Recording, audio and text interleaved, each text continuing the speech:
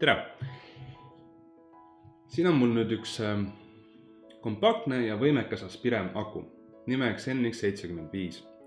Tegemist on siis moodakuga, mida saab varustada 18650 akuelemendiga, ehk siis kokku teeb 2600 mAh.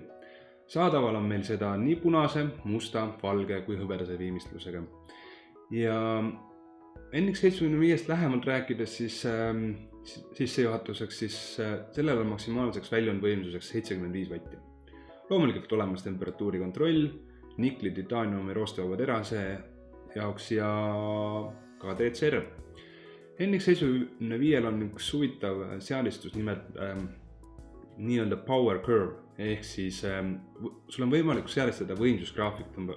Ja see tähendab seda, et sa alustad näiteks 20 vati pealt ja see võimsusgraafik liigub automaatselt üles kuni 75-ni välja, vastavalt sellele, kui palju sa oled seadistanud.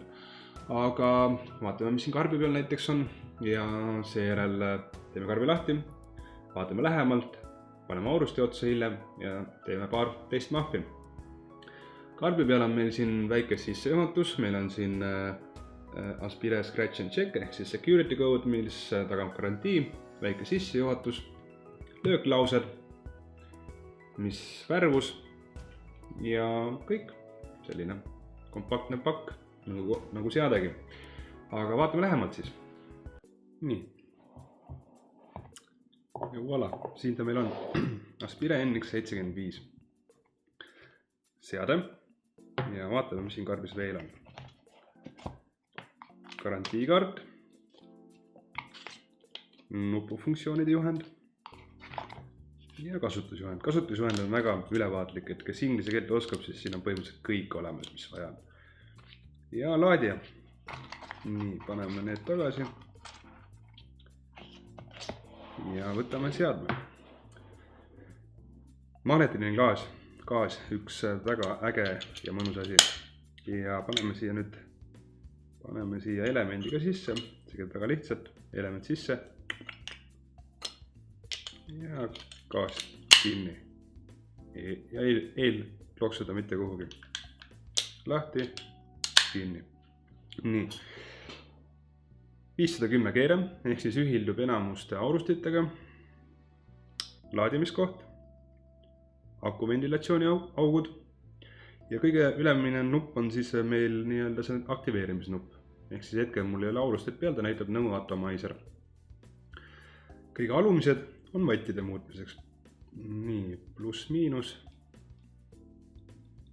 vattide muutmiseks. Keskmised nupud on menüüs liikumiseks ja režiimide vahetamiseks. V nagu vattideks, T nagu temperatuuriks. Väga lihtne ja mugav menüü.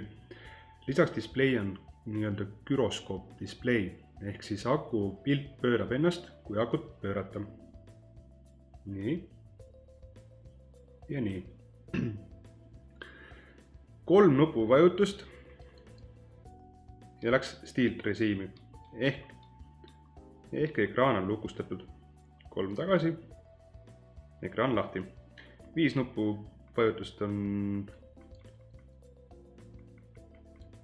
ikka nagu oleme harjunud, näpulukk, 5 tagasi ja ideeliselt, kui nüüd ülemisi, mitte ideeliselt, vaid tegelikult ka, kui nüüd ülemisi diagonaalis vajutada, nii, kus sa nüüd siis jääd, peaks saama nime muuta, et seda Aspire nime. Kunagi mul see eriti hästi ei õnnestu, nii tuli ette. Ja siia saate siis panna kas või iseenda nime, kuidas soovite. Nii, lähme nüüd tagasi. Oli õnnesti kunagi ühel ajal, oota, saime tagasi. Ja nüüd, kui teistpidi diagonaalis nuppe all hoida, siis, mis siis juhtub?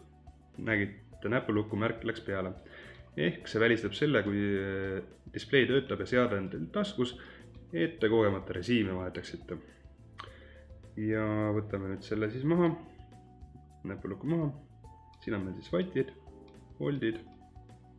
See on see võimsusgraafik. Ning siin on meil siis nikkel, titaanium, roostevaba ja nii edasi. Et väga selline mõnus, lihtne menüü. Display on väga terava pildiga ja super seade. Ning taaskord ei saa mainimata jätta magnetilist kaanlit. Vabaki. Aga paneme nüüd siia siis Nautilus X-i peale ja proovime tõmmata, kuidas ta on. Nii, aga nüüd on mul siin siis Nautilus X kenasti peal, vedelik sees, 1,8 ohmine küttekeha, vatte panin 15,5, see 16 on lagi ja proovime, kuidas tuleb.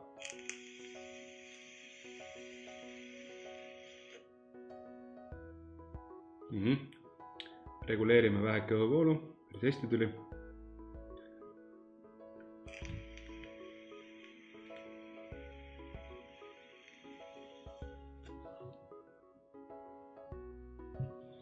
Mõnus pilvemasin. Aga kokkuvõtteks, mis on siis selle seadme plussid? No isiklikult mulle väga meeldib see magnetiline klaas, lihtsalt lahti, element välja, element sisse ja kinni tagasi. Super mugav, ei logise. Ja loomulikult ei saa NX75 puhul rääkimata jätta sellest võimekas kiibist, mis siin sees on, koos siis uudse Power Curve ehk siis võimsusgraafikuga ja väga terav display. Tänu 18650 elemendile kestab e-sigaret väga hästi, minul isiklikult üle 2 päeva kindlasti. Kompaktne, näeb hea välja, mugav kasutada, palju funktsioone, mida veel tahta. Nii et aitäh vaatamast!